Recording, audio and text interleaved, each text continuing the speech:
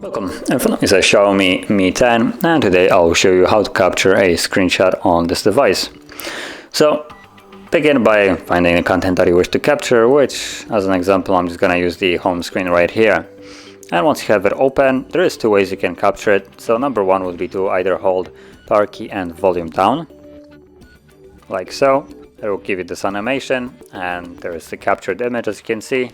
And the second way you can do it is with 3 fingers, swipe down, and it also takes the screenshot.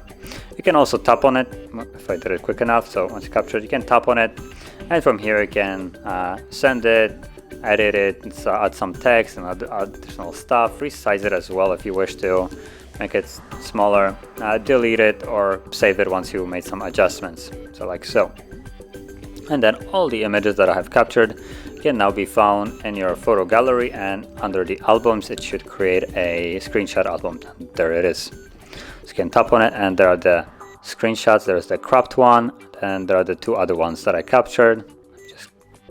There we go. So you can see them being right here.